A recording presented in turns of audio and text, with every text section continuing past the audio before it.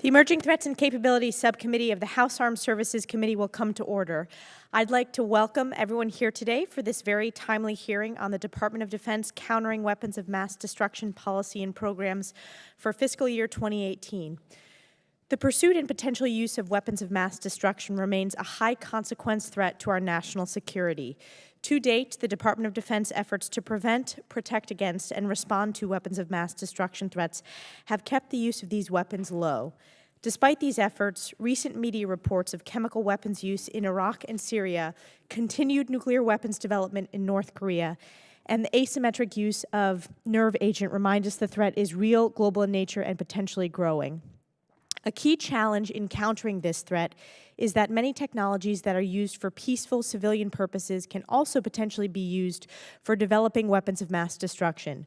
Emerging examples of these dual-use technologies are in the fields of synthetic biology and gene editing. Rapidly developing biotechnologies that are easily obtained present new threats to the warfighter that we have yet to fully understand. Today's hearing will allow our subcommittee to provide critical oversight on ensuring that the Department's countering weapons of mass destruction policies, plans, and programs sufficiently address these emerging threats. Let me now turn to Ranking Member Jim Langevin of Rhode Island for any opening comments he'd like to make. Thank you, Madam Chair, and I want to thank our witnesses for being here today. Dr. Hopkins and Mr. Verga, it's very nice to see you here, and Mr. Durand, great to be with you for the first time, so thank you. Before I give the rest of my opening statement, though, I do want to take a minute to acknowledge Ms. Katie Sutton, a Sandia National Laboratory Fellow that has been on HASC for the last 2 years. Katie returns to Sandia to work on cyber programs next week. During her tenure on HASC, Katie's been a tremendous asset and has worked in a bipartisan fashion, particularly on CWMD issues. She has many accomplishments to be proud of, such as the Biodefense Strategy provision in the fiscal year 2017 NDAA, on which she was the lead. Katie, I just want to say thank you for all your hard work on behalf of the ETC subcommittee and wish you well. Thank you, sir. Thanks. Well, today, we meet to review the efforts by the Department of Defense to address the threat of weapons of mass destruction. This is an important topic for oversight by the subcommittee, and I look forward to hearing about the policies and programs at the Department of Defense to counter this threat. During this past year, we've continued to receive media reports of the use of these weapons, including the use of chemical weapons by ISIS in Iraq and Syria, and the use of VX, a nerve agent, by North Korea. These reports illustrate the importance of robust efforts to protect the services and the nation from this continually evolving threat. Last fall, the agency, formerly known as the Joint Improvised Threat Defeat Agency, or JIADA, was transitioned to the Joint Improvised Threat Defeat Organization, JIADO, within the Defense Threat Reduction Agency.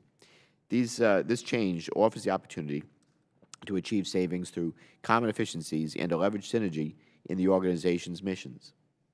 Efficiencies and synergy include streamlining the command structure of JIADO to align with DITRA, consolidating human resources and other overhead functions, and reducing mission and program overlap in order to focus JIADO on its core task and to avoid mission creep. It's important that we continue to evaluate the Department's programs and efforts to ensure they're efficiently and effectively meeting the requirements of our warfighters. Over the last few years, we've been briefed by the Department on Constellation, a prototype of a new CWMD situational awareness technology. I certainly look forward to hearing what efforts the Department has been taking to work with Special Operations Command, which has recently taken over the mission for global synchronization for countering weapons of mass destruction, to understand the requirements of the commander and leverage any existing systems to meet these needs. Finally, the confluence of the fiscal year 2017 end-of-year appropriations, fiscal year 27 supplemental request, and fiscal year 2018 budget outline have no doubt created challenges in executing and planning programs. So I'd like to ask our witnesses to talk about the day-to-day challenges of uncertainty and their priorities in all three of these funding mechanisms. With that, I thank you again to our witnesses for appearing before us today. And Madam Chair, I yield back the balance of my time. We have before us a panel of three distinguished witnesses: Dr. Arthur Hopkins, Acting Assistant Secretary of Defense for Nuclear, Chemical, and Biological Defense Programs; Mr. Peter Verga, performing the duties of Assistant Secretary of Defense for Homeland Defense and Global Security; and Ms. Shari Durand, Acting Director of DTRA, the Defense Threat Reduction Agency. While detailed budget numbers for fiscal year 2018 are not available at this time, we look forward to a robust discussion on the policies and programs in place in the Department for countering weapons of mass destruction in 2018. Welcome to all of our witnesses. I'd like to remind you that your testimony will be included in the record, and we ask that you summarize key points from that testimony in 5 minutes or less. And before we begin with Dr. Hopkins, I also would like to take a moment to recognize Katie Sutton, who will be returning to Sandia National Laboratories, having completed her 2-year fellowship with our committee. Katie has been an integral part of our team and helped us legislate and conduct oversight in many important and complex areas. Indeed, many of the same things we plan on discussing today.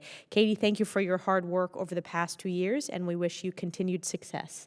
And with that, Dr. Hopkins, we can begin with you, and we look forward to your opening statement. Thank you, Chairwoman Stefanik, Ranking Member Langevin, and distinguished members of the subcommittee. I appreciate this opportunity to testify on the Department's efforts to counter threats posed by weapons of mass destruction. The Office of the Assistant Secretary for Nuclear, Chemical, and Biological Defense Programs has roots that go back to the establishment of the department, when it was focused primarily on nuclear deterrence. Since then, the organization's responsibilities have expanded to include nuclear, chemical, and biological defense programs, which are carried out by 4 organizations within the NCB enterprise. Our Nuclear Matters Office is the focal point for DOD activities and initiatives for sustaining a safe, secure, and effective nuclear deterrent. Our Chemical and Biological Defense Program develops capabilities that enable warfighters to deter, prevent, protect, mitigate, respond to, and recover from traditional and emerging threats. Through our Threat Reduction and Arms Control Office, our oversight of the nation's chemical demilitarization program focuses on the safe, complete, and treaty-compliant destruction of the nation's remaining chemical weapons stockpile. In addition, we ensure DOD compliance with nuclear, chemical, and biological treaties and agreements. And our Countering Weapons of Mass Destruction Systems program strengthens situational awareness of global WMD activities. The Defense Threat Reduction Agency addresses the full spectrum of WMD-related threats, including cooperative threat reduction programs and support to combat commands, as well as threats from improvised devices. Today, I'd like to highlight some of the enduring and the emerging challenges and threats in each area, the ongoing activities that we're conducting to address those challenges, and our priorities moving forward. To counter current and emerging threats, like those enabled by synthetic biology and non-traditional agents, the Chemical and Biological Defense Program is developing new strategies to anticipate, prepare, and more rapidly respond, especially in the area of medical countermeasures, in addition to developing protective equipment and detection systems. In domestic chemical demilitarization, the Department continues to make significant progress in meeting the nation's commitments under the Chemical Weapons Convention by working toward eliminating the last of our remaining chemical weapons stockpiles in Colorado and Kentucky. In September 16, the Department started agent destruction operations at the Pueblo, Colorado site. At Bluegrass, Kentucky, facility construction is complete and destruction systems are being tested. With the United States Special Operations Command's new leadership role in countering weapons of mass destruction mission, we've engaged closely with them to understand their mission needs for global situational awareness. WMD threat reduction programs executed by the Defense Threat Reduction Agency continue to reduce the threat of weapons of mass destruction around the world by detecting and preventing proliferation and consolidating, securing, and eliminating dangerous pathogens and materials of concern. These efforts are conducted in cooperation with partners throughout the world as they enhance their own capacity to secure WMD materials, detect and interdict proliferation, and respond to WMD-related events. WMD threats are real. The Department's activities to help reduce these threats include the full spectrum of countering weapons of mass destruction activities, from preventing acquisition to containing and reducing threats to supporting crisis response. I want to thank you for this opportunity to testify, and also thank you for your enduring interest and support to these important mission areas.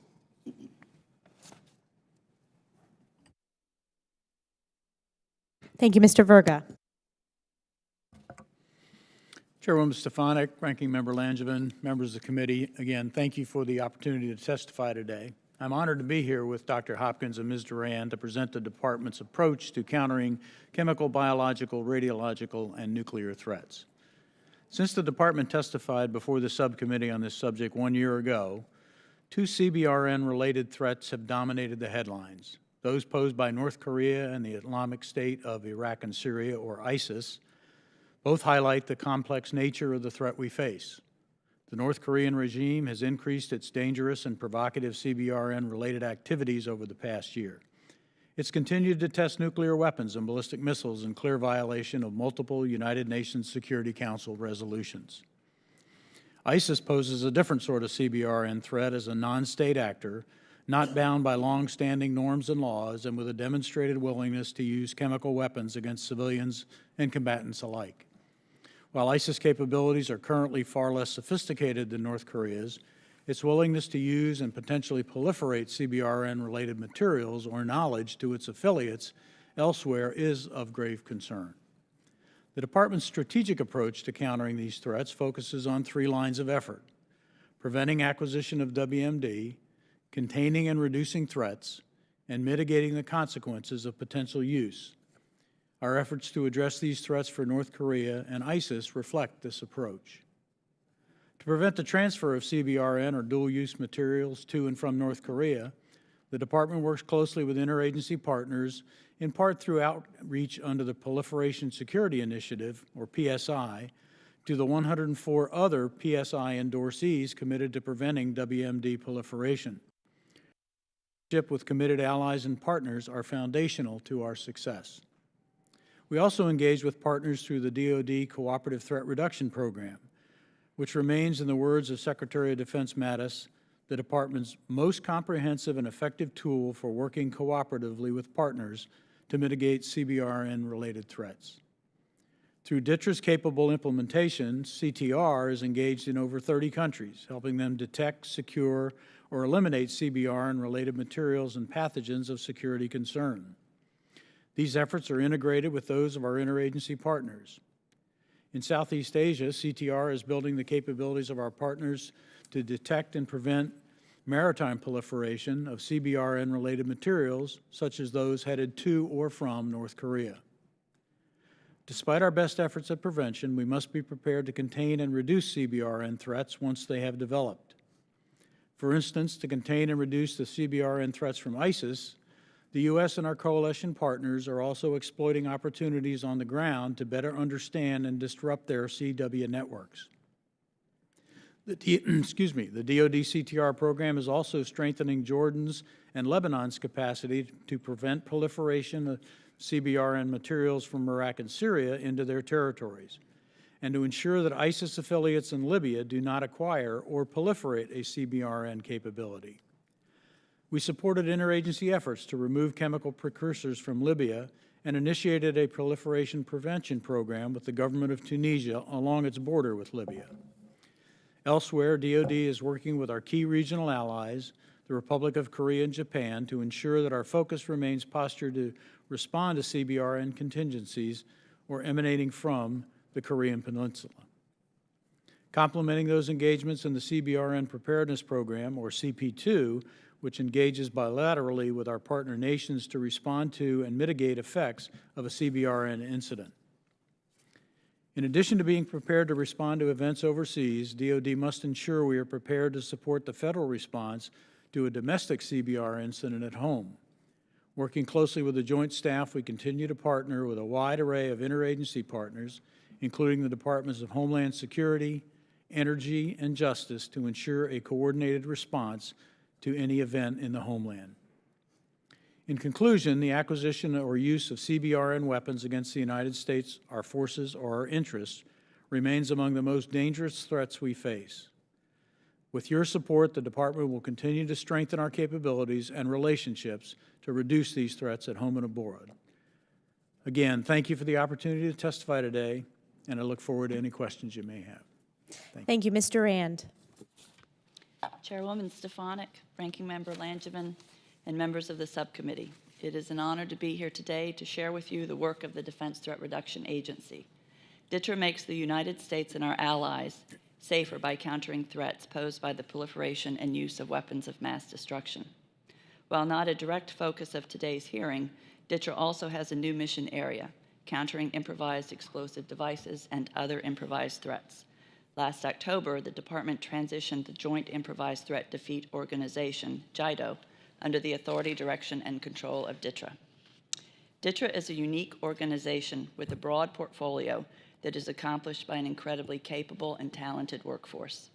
We are very proud of some recent milestones, including the accomplishments of the Nunn-Lugar Cooperative Threat Reduction Program, which celebrated its 25th anniversary last December.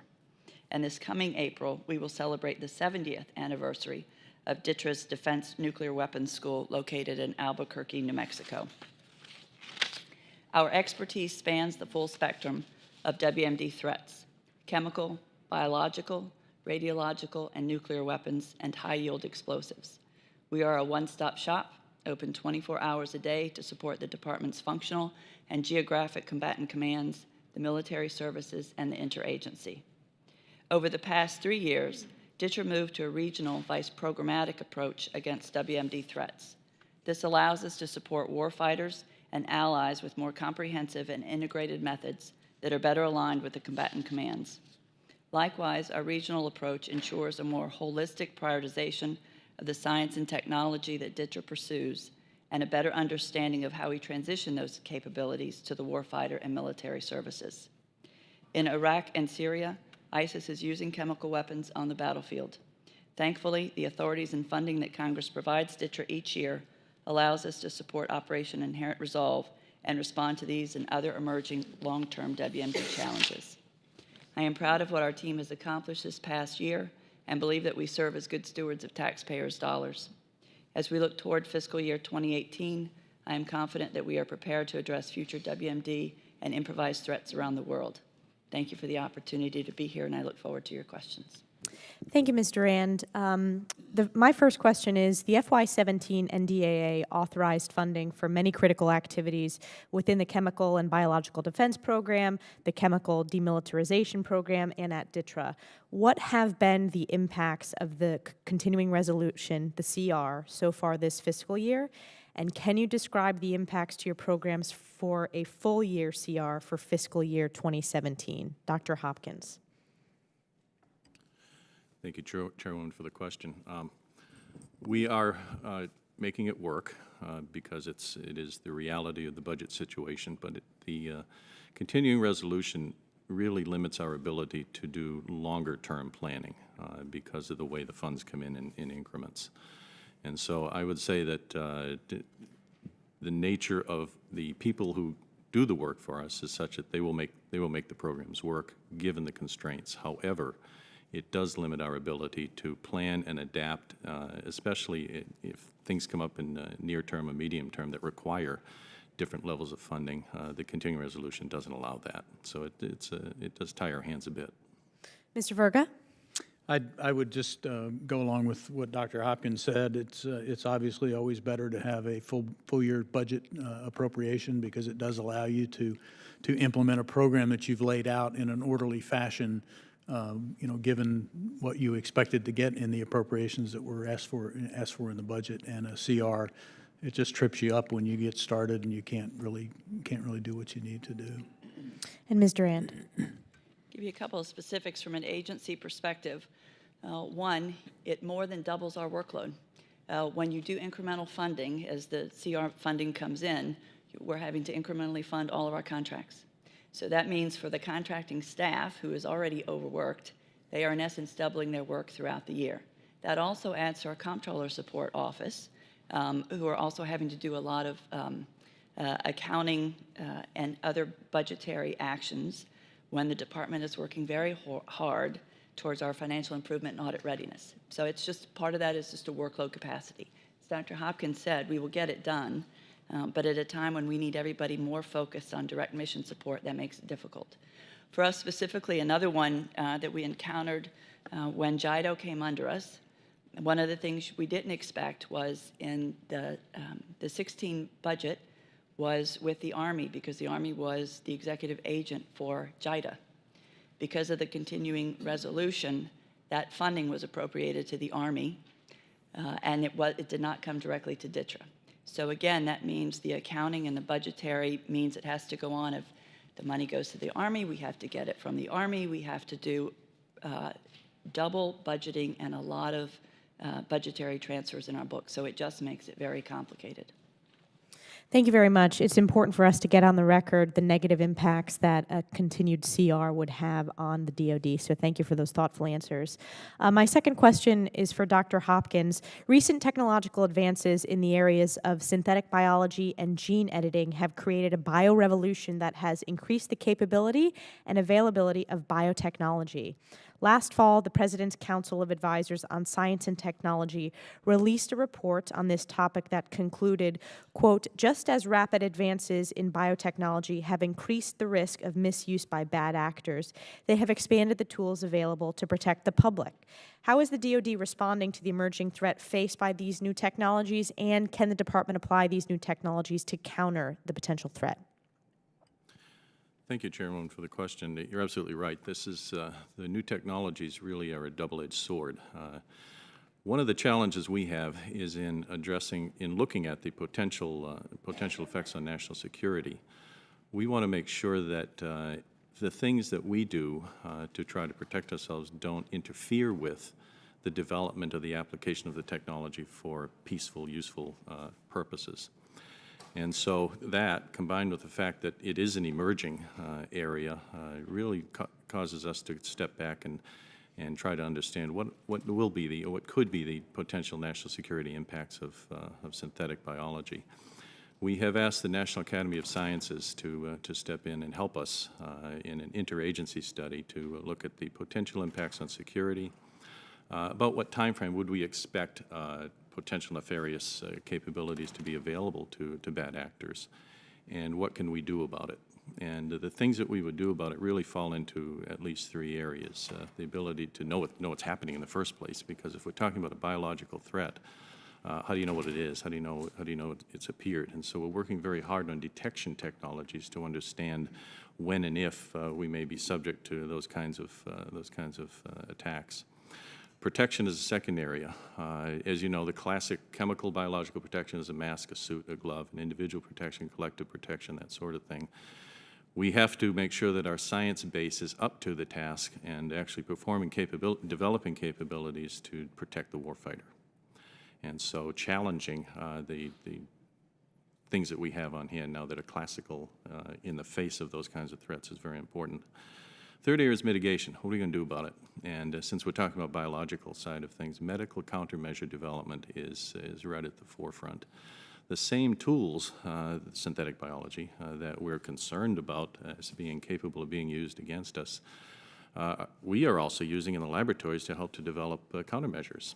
And so our ability to come up with vaccines, therapeutics, even laboratory equipment that will help identify what the threat is, very important to us. And so those three areas, detection, protection, and medical countermeasures for mitigation are the places where we are investing to try to counter that. Thank you, Dr. Hopkins. I now recognize Mr. Langevin.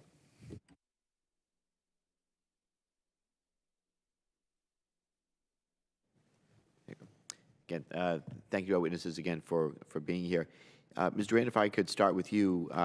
JIDA was an organization that continually evolved and had an uncertain future. As I mentioned in my opening statement, the alignment of JIDA under DTRA should result in both synergy and efficiencies, as well as provide an opportunity to focus JIDA on its core mission and define its future.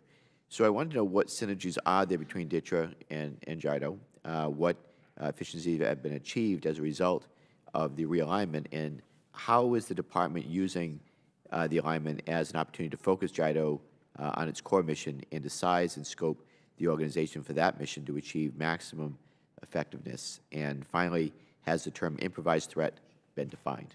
So if you want to repeat any of those, I threw a lot at you, I'd be glad to. So. Thank you for those questions. 2 weeks ago, we briefed the staffers on highlighting all the efficiencies that we have gained since JIDO came under us. I would preface all my comments with, it really has only been since October. So we spent, after the decision was made last January up until October when they officially came under us, spending a lot of time getting everything ready to come under us.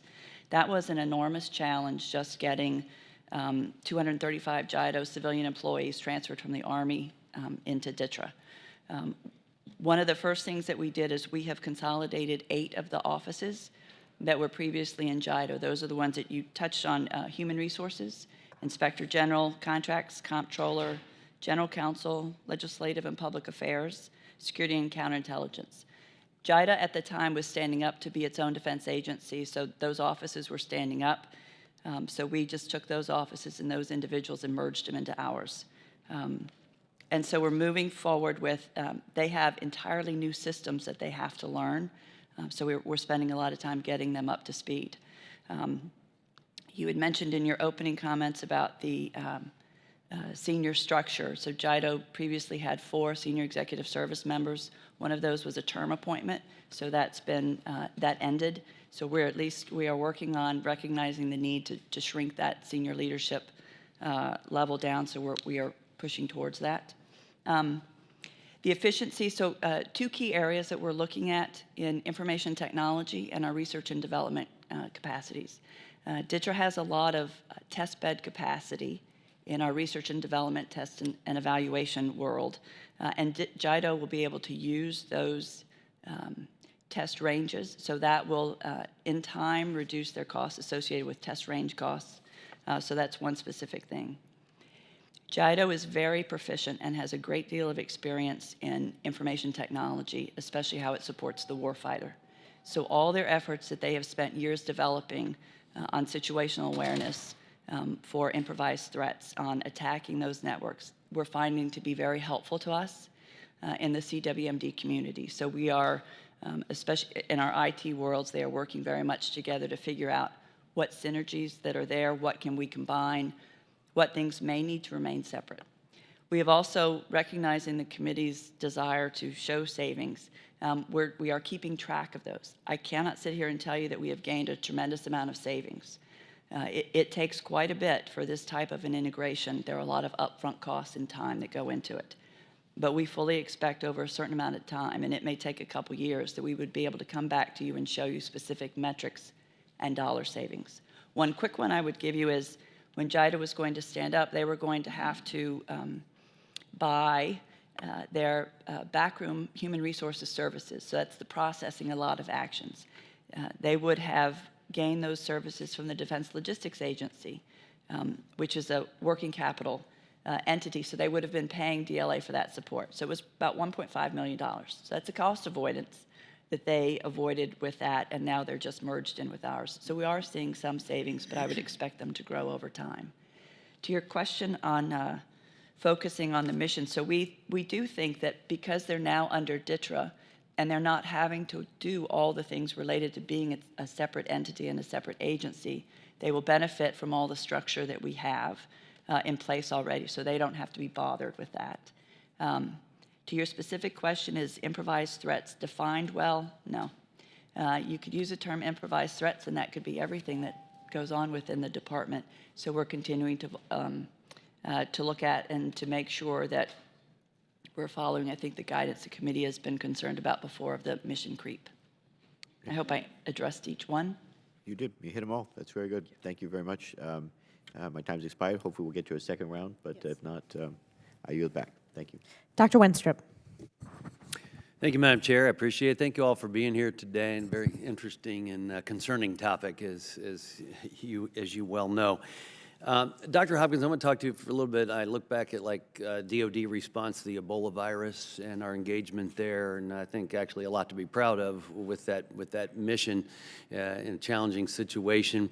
I also look at the balance of the Department of Defense or the military to serve in combat roles, and that's not a combat role, but we could be in a combat environment where there's an outbreak of some entity like that we have to be concerned with? And then where does HHS come into play, and how do you see those roles, and do they cooperate? How are we engaging in that way, and what were the lessons learned from that mission? Thank you very much for the question. I think the success of the defense, chemical biological defense program is very, very much dependent on how well we coordinate with the other government stakeholders in this area. Health and Human Services, Homeland Security, CDC, National Institutes of Health, Agriculture. I mean, there are a number of government agencies, all of whom have a stake in this area. Our focus is on biological threat agents, and so in order to make sure that the warfighter has the therapeutics and the diagnostics and the capabilities to know that they're under attack and even protect them with vaccines, that's I don't want to call it a niche, but that's a very important part. That's a lead part of what we do. Having said that, the science associated with developing those countermeasures, as well as the coordination on the basic science for this, is something that we have to share. And I think that happens very effectively through a group called FEMC, the Public Health Emergency Medical Countermeasures Enterprise. It's all the agencies that I just mentioned, all coming together primarily for the purpose of making sure that the nation has of therapeutics and vaccines in the event of a natural outbreak, but we also leverage that capability to make sure that the department has what it needs. As far as lessons learned from the Ebola outbreak, to me, the single largest lesson is that the department has a lot to offer. While we may not have the lead in a natural outbreak, the department has quite a capability that we can leverage and we can contribute to natural outbreaks like that. Again, going back to the original, my original point, the number one lesson we learned is it's really, really important to be talking to and collaborating with the other government agencies who have a stake in the successful outcome of events like those. In that particular situation, you don't know these outbreaks are coming. These are new viruses. I'm just curious how the military trains for that mission. I guess it's more generic training and education as you roll out, I would imagine. Would that be the case?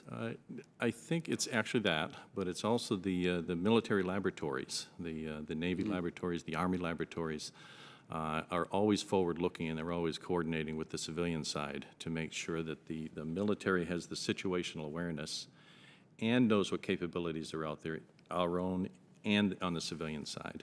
So again, I think it comes down to the collaboration and the situational awareness that's provided by the leading-edge researchers and developers at the service laboratories.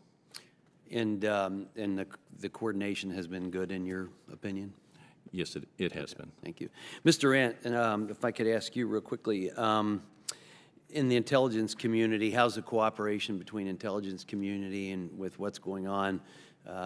We'd always hate to hear that there wasn't conversation back and forth. Do you feel like there are any gaps there that we need to address? Should Congress be helping in any way in that regard? I will tell you that DITRA enjoys an incredibly strong partnership across the entire intelligence community. I would also tell you that in the very short time that U.S. SOCOM has had the synchronization mission, they are so interwoven with the entire intelligence community. General Thomas in particular is very actively going after this in terms of what else does he need from the intelligence community for the CWMD mission. And I have no doubt he will make great strides in that regard. We've also experienced in some recent exercises that some of my folks have participated in.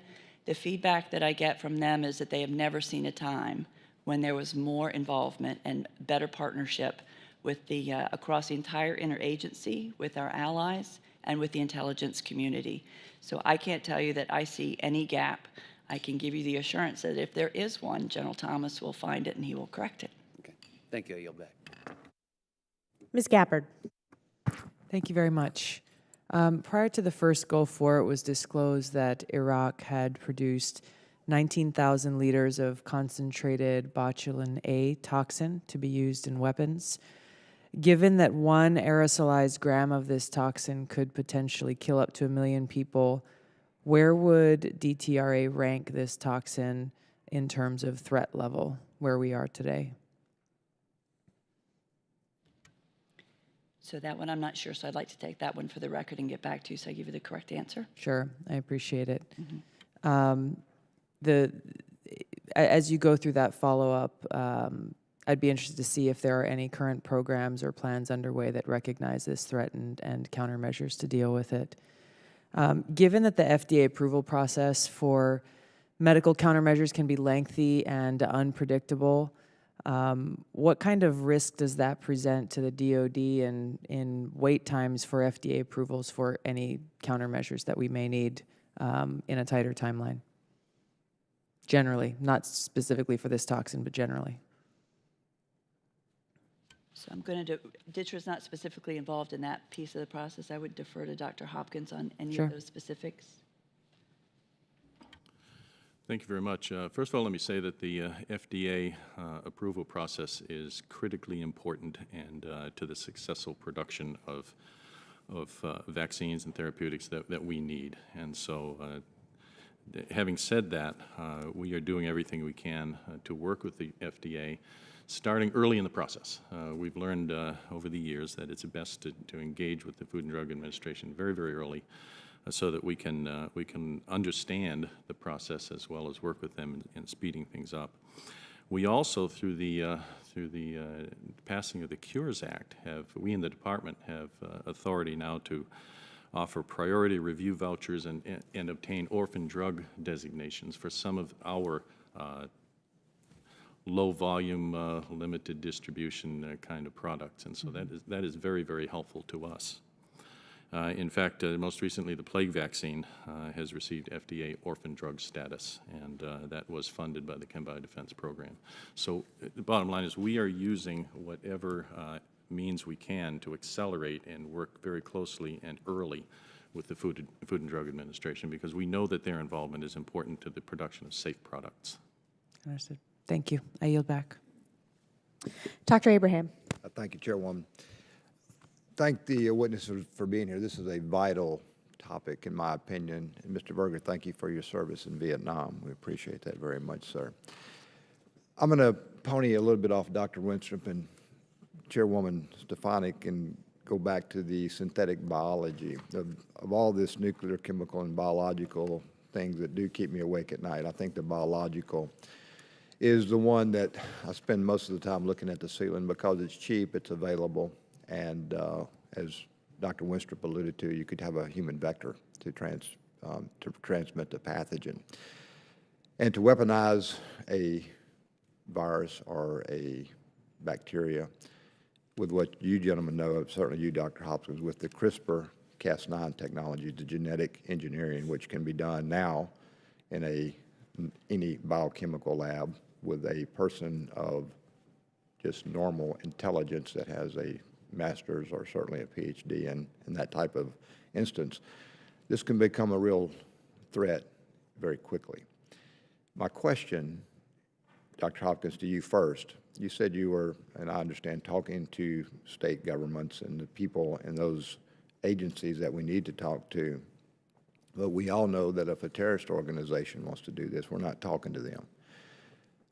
Are there any, and I understand it's difficult, but are there any checks and balances today that at least can give us a little hint of something that may be coming? Because as Ms. Gabbard said with the botulism, mitigation is not an option here because we're too far behind the power curve. So the question is, what's out there to stop this? And what can we as Congress do to help you accomplish that goal? Thank you, Congressman, for the question. The short answer is I'm not aware of a specific action or and I'm not either. That's why I asked the question. I'm not aware of any either. But I think what that does is it really points to the importance of this study that we've commissioned with the National Academy of Sciences, because as you and I think about this, we would both conjure up notions of some really bad things that could happen in the hands of people who don't need a lot of training or a lot of equipment. It sounds like science fiction, but it's not. It's here. It does. What we've asked the Academy to do is kind of separate the science fiction from the reality and recognize what reality is today and help us to understand the national security implications. What is the art of the possible in the near term, in the midterm, and the long term, as well as to identify what can we do about it. We know that the first step is detection. We know that, first of all, we've got to know we're under attack. And so we know that the laboratories are already thinking about ways they might be able to, that we could detect a genetically modified version of some disease. So that's the starting point, and we're already working on that. But I really think the key to framing the whole potential threat is the National Academy, the national experts, thinking through this with the assembly of the various stakeholders, Health and Human Services and Homeland Security and so forth, and Department of Defense, so that we can wrap our arms around it. Mr. Rand, anything we can do in Congress to help you guys out? Not that I can think of right now. I would tell you that that in the ChemBio S&T world for science and technology, one of our top priorities is finding an integrated early warning system and process to do just what Dr. Hopkins had talked about, because just finding what is out there and knowing it's coming is critical. So I would expect our work would progress in that area. Anything to add, Mr. Verga? Nothing other than just, I think the recognition of the problem is the first step towards, towards dealing with it, and I think it's important I think we recognize it for Yes, sure. sir. It's out there. Thank you, Ms. Chairwoman. I yield back. Mr. Vesey. Thank you, Madam Chair. I had a question I wanted to ask you. I know that on this committee that we've been closely monitoring military readiness levels, and I'd like to hear your assessment of our current readiness levels dealing with chemical, biological, radiological, nuclear equipment, and personnel across the DOD and other agencies. And any of you can answer that.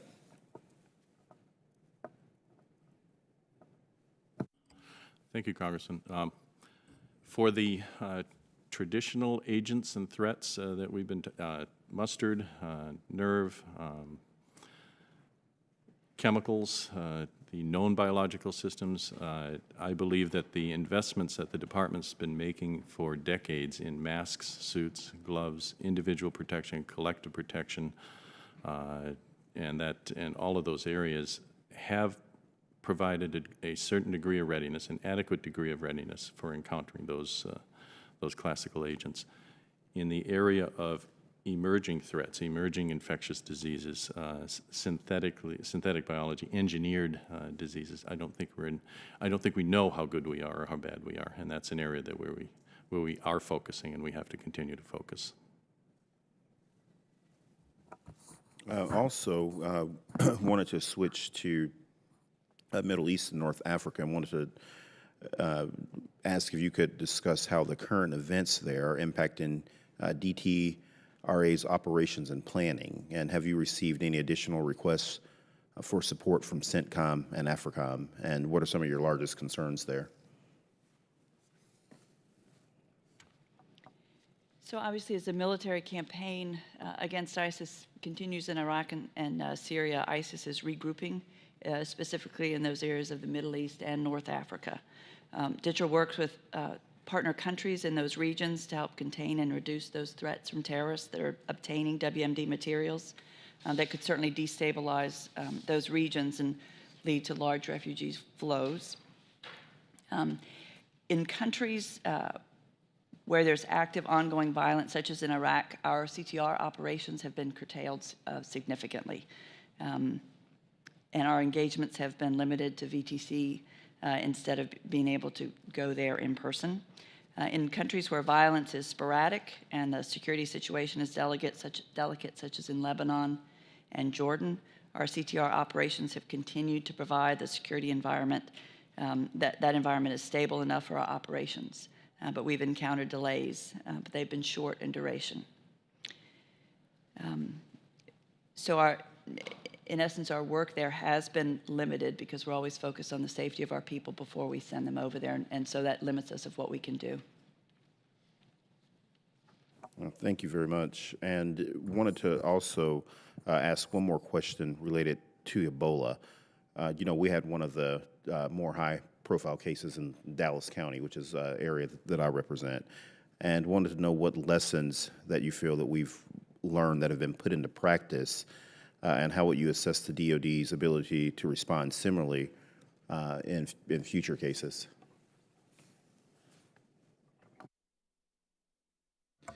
I'll comment on that.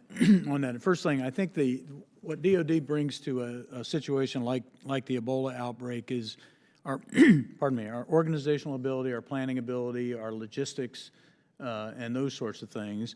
I think we learned from the Ebola outbreak the necessity of having the capacity to transport folks. You know, we made an investment in some the patient transportable pods that could be put into our military medical evacuation aircraft to do things like that. But I think the primary thing is early detection. I think the earlier we can recognize that is what the problem is, and the earlier we can get ahead of the curve on trying to deal with the problem is probably where we're at. And so I think our efforts in early detection and warning of outbreaks is probably where our best investment can be made. Thank you. Madam Chair, I yield back. Mr. Wilson. Thank you, Chairwoman Stefanik. And thank each of you for being here today and on these important issues. And indeed, our subcommittee has been very fortunate to have Sandia fellow Katie Sutton here. In fact, she brings good news and bad news. Last year, she brought bad news, but it needed to be addressed, and her professionalism has certainly come through.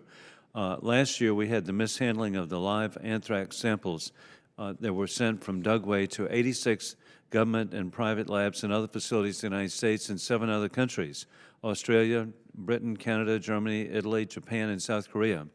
Mr. Verga, what is the status of the report requested in FY18 NDAA regarding the mishandling of the anthrax shipments? What is the status of any corrective actions that have been put in place to make sure this type of incident is prevented in the future? And what efforts are being taken within the department to reduce the amount of select agent number of labs that handle select agents? And this could be answered really by anyone, but if you would begin. I'm afraid I would have to get back to you on that because I don't know the details, but I will provide that to you. Ms. Durand, Dr. Hopkins. On the status of the report, I'll have to get that answer for you. If I could take that for the record, we'll get that status.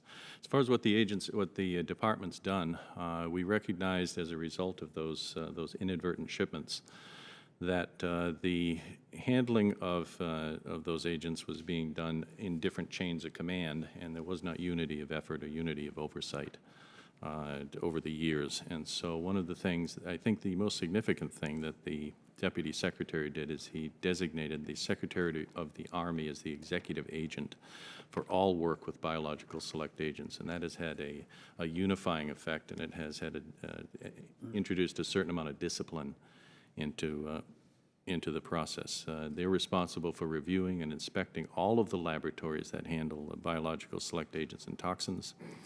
And they've also looked outside themselves. They've gone to establish an expert panel to review the procedures, such as the ones that didn't work at Dugway. And so I think we're in much better shape than we were 2 years ago on this, primarily because of that action. There have been a number of actions below that in order to introduce more discipline and care at the laboratory level. But I think the most significant thing was establishing the Secretary of the Army as the department's executive agent for overseeing all work with those select agents. I have nothing further to add. And again, Katie Sutton was just terrific, bringing this to our attention, monitoring this. Her professionalism always comes through, and we're going to miss her as she departs for another great assignment. Additionally, for Ms. Durand, Dr. Hopkins, the FY17 supplemental budget request included a supplemental increase of $127 million for the chemical demilitarization program due to engineering challenges and increased contract cost. Can you explain the justification for this additional request? What is the impact if this funding is not received? Will the program be able to complete all required destruction by the 2023 deadline? What mitigation steps are being put in place for this program to prevent further cost and schedule overruns? Thank you, Congressman, for that question. Just for some context on this, the chemical demilitarization program in the United States is working on eliminating the last 10% of what the United States declared to the Chemical Weapons Convention. That would be, we declared 30,000 tons several years ago, and this Assembled Chemical Weapons Alternatives Program is the program that it has the 2 sites, one in Kentucky, one in Colorado. And there has been major progress at both of those sites. In Pueblo, they've started operations, and Bluegrass, they're going through systemization. There is a request in the supplemental for additional resources, and that is primarily to recover some schedule in order to make sure that we make the 2023. And it actually, in large-scale processes like these, the more we can invest up front, the higher the likelihood is that it's going to reduce the life cycle cost for this. The need for the increase was really due to a number of factors. Primarily, we did not anticipate the fact that the first-of-a-kind technologies that are being used at both locations would require so much rework. And I could go into gory detail on some of the things like redoing welds and so forth, but in both cases, in both Pueblo and in Bluegrass, there has been unexpected, unplanned need for some additional rework in order to get the systems up and running. And when I say we didn't anticipate, I can be very specific. We didn't anticipate last year, because last year, in an attempt to reduce the amount of money that the program carried over from one year to another, the Aqua program gave money back, returned money so that it could be rephased in the out years. And so as a result, at the same time we're returning the money so that it can be rephased in later years, the need for this rework, the emerging challenges also appeared, and that resulted in an actual need for the money in 17. So what we're essentially trying to do is put back into 17 that we had reprogrammed into the out years in order to make sure that we make the 2023 schedule. Thank you very much. Ms. Cheney. Thank you, Madam Chairwoman.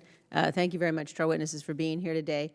I wanted to dig a little deeper in terms of what we're doing to protect our warfighters, and in particular, the extent to which we're facing increasing threats on the ground in Iraq and Syria. Mr. Verga, maybe we could start with you, just in terms of the assurances that you feel, the confidence that you feel that we're in a position where we're providing our men and women in uniform with the very best possible protection against the growing threat that they may be facing on the battlefield from these types of weapons. Well, we have a great deal of confidence in the equipment and the training that our forces have in order to deal with these threats. I mean, it's one that we've recognized over time, made significant investments in our ability to counter those threats, and are excuse me, are now working with our partners and allies in the area to in fact provide to the allies, to the Iraqis and to the Kurds, equipment through cooperative programs that Ditcher and Dr. Hopkins can speak to a little bit more in detail to be able to deal with those. Again, I think it's the importance is recognizing the threat. I mean, the ISIS has in fact used both chemical weapons and toxic industrial chemicals against our forces and against our allied forces there. I don't know if you had any. Thank you. In addition, we are making sure that our laboratories, such as Edgewood in Maryland, where they actually do challenge our ability to protect the warfighter with masks and suits and gloves. We're making sure that the things that we're giving the warfighters are effective against what we believe to be the actual materials that are being used in the field. Just add a little bit more, and Ditcher's specific role in the science piece of that, our chemical and biological folks get a lot of feedback from the Joint Program Office on how the development that we did, how that's actually working.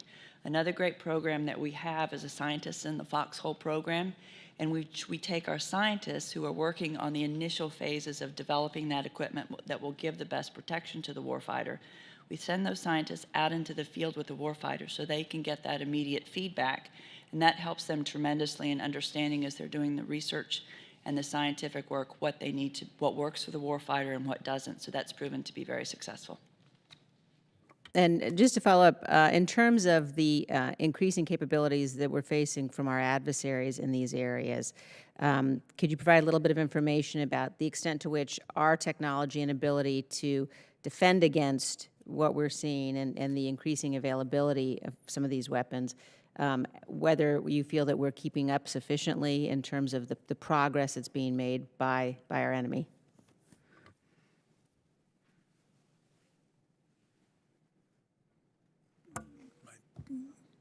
My hesitation is I'm trying to think if in an unclassified format we can talk about where we are in that.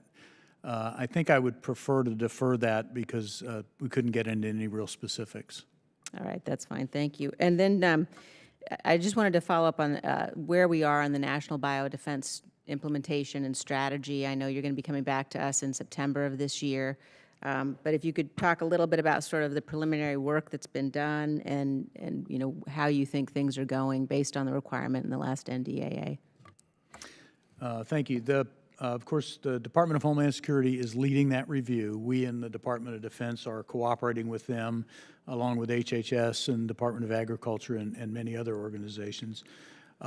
We did provide a briefing to staff on where we're at on it, and as you said, the report is due in September, and we'll think we'll be able to deliver that on time.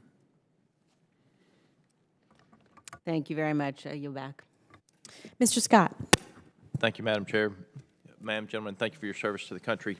And my question gets back to our interaction with other countries that we may not necessarily share values with, but we share interest with. Obviously, the country of Russia comes to mind. Russia and the United States were key to the getting Syria to destroy their chemical weapons. How much dialogue do you have with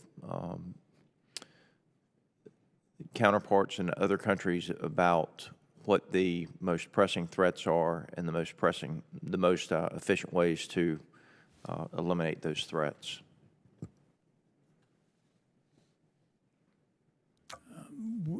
I would describe the interaction we have with our allies and friends as robust. We have a... If I may, I'm also talking about people that we don't consider to be allies or friends, but that we may have a shared interest with in this particular field. Yeah, I'd have to check on that one, sir. I'm sorry, I don't have that right offhand. I'd be interested in your answer if you think that perhaps that's something that we should pursue. If you would, then go ahead with our allies and friends, if you would. With our allies, we do have a robust cooperative program with them, cooperative research and development programs, working very closely with, with particularly our NATO allies and also others to be able to share information regarding the threats and regarding the countermeasures. I know Dr. Hopkins can talk a little bit more about some of the specific programs. Yes, in addition to the sharing information about the potential threats, we have very active, detailed engagements with our closest allies on mitigations and identifying ways to protect us, and especially in the NATO scenario where we actually we have a common standard for the performance of various countermeasures. So it's the closest ally is very strong and very effective, helpful to us. I would be interested in your comments as well, all of your comments about whether or not this is something that we should look into, how we, whether we should or should not potentially share information with countries where we have that shared interest, if you will, even though we don't share values. I know that the issue with Syria, for example, is one where it took an agreement with Russia to actually get those weapons destroyed. But with that, Madam Chair, I look forward to the written response, and I thank you for your service to the country, and I yield back the remainder of my time. Thank you. We'll now go to the second round of questions for members who are able to. My question is a follow-up, Ms. Durand, to Mr. Veazey's line of questioning. And in your testimony, you highlighted DITRA's growing activities in the Middle East and Northern Africa, both in the context of support to Operation Inherent Resolve and the Cooperative Threat Reduction Program. But can you discuss how DITRA prioritizes which nations receive support, and how does DITRA leverage other government agencies in these efforts? I can, thank you. A lot of our priorities come from the two offices that Mr. Verga and Dr. Hopkins represent. So the priorities flow from the Department of Defense down through the Office of the Secretary of Defense. In our own internal planning for our priorities, we have a lot of interaction with the combatant commands, so we get a lot of our priority input from them. We have our own robust strategic planning process within the agency and determining what are the greatest threats, what are those priorities, and then as we build our budgets, we focus on those. But all those are fed through other avenues throughout the department. And then how does DITRA leverage other government agencies in these efforts? So that part is critical to us. We have very robust partnerships across the interagency. There are various things that the Department of State does with us related to the Cooperative Threat Reduction Program. We'd mentioned before Health and Human Services. They do a lot of work, so we are constantly coordinating and synchronizing and making sure that no one is duplicating efforts. And in essence, it ends up being a leveraging of capabilities across the entire government, so everyone knows where their lanes are and they can focus on those, their specific areas of expertise. It is clear that there are growing needs of support. And what are your concerns about the growing need for this support? Support in the region, just.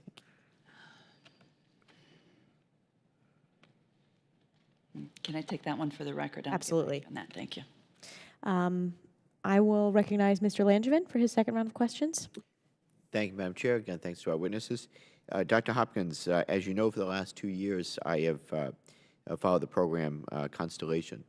And the program is being resourced by the Office of Secretary of Defense and executed by DITRA to fulfill a STRATCOM requirement. Although I must say it's worth noting, our committee never heard directly from STRATCOM on this particular need or program, which I found curious.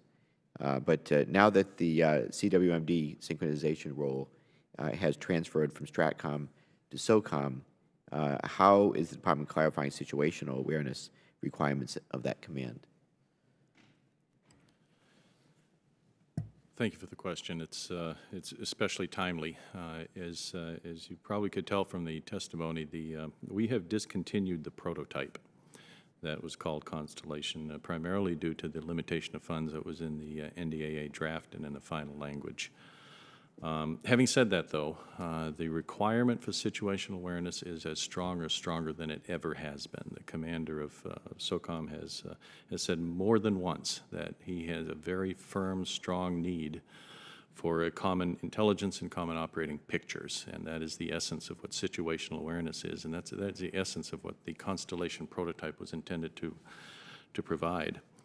Two things are happening. One is your language in the NDAA basically asked us to have an independent look at the system, the requirements, and the plans, and we're doing that. We've hired a federally funded research and development company to go ahead and objectively look at requirements, including the ones that you referenced might have come from STRATCOM at the time, but the requirements for all the combatant commanders for situational awareness of WMD-related things. And our plan is to take the resources that we have and any future resources and work with STRATCOM and work with DITRA and adapt those parts of that where we did learn especially useful things from the Constellation and adapt them to the common intelligence and the common operating picture that SOCOM needs in order to perform their function as the synchronizer. So we're in the process of doing that. We'll get the requirements and the plans, in other words, work with the FFRDC, and then also adapt what we have directly to the needs of the combatant commander.